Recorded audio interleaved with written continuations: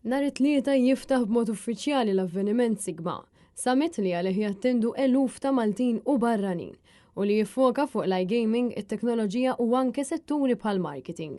Din is-sena l-avveniment ser ikun fuq jumejn u għall-ewwel darba ser ikollna żewġ avvenimenti ta' Sigma fi żmien sena hawn f'Malta. Wieħed din il-ġimgħa u ieħor f'Marzu li ġej. Sigma għamlet sejħa l-partners Maltin sabiex jingħaqdu magħhom fis-summits internazzjonali.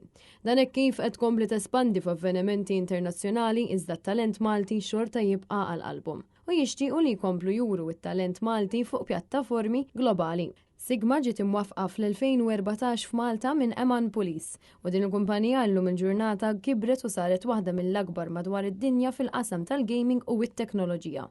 It-tnejn filgħodu kap eżekuttiv Emily Mikallef tkellmet mal-medja dwar dak li qed tistenna għal dawn il-jumejn li ġejjin. Hawnhekk dis-sena għandna iktar minn 400 kumpanija. Ħajkonna naqra iżjed minn 12,000 attendi.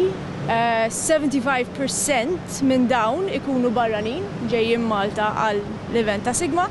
Għandek il-fuq minn 20,000 square meters ta' floor space u Sigma aħna naħsbu li Sigma hija importanti għall-ekonomija, għall-settur tal-gaming Malti għax inkomplu nżidu l-interess tal-kumpaniji barranin li jiġu Malta li jiftħu uffiċċini hawnhekk Malta u li jkomplu jżidu anke n-nies jiġu jgħixu Malta. Intant il-preparamenti għaddejjin biġmielhom sabiex kollox ikun lest biex is-sit tal-Expo jilqa' madwar 12,000 ruħ fil-jiem li ġejjin. Sigma qed tkompli tħeġġeġ lill-organizzaturi u professjonisti li huma interessati li jespandu s-servizzi tagħhom sabiex flimkien jilqu opportunitajiet u orizzonti ġodda. Bekk jinħolqu aktar opportunitajiet, kollaborazzjonijiet u anke ħbiberiji.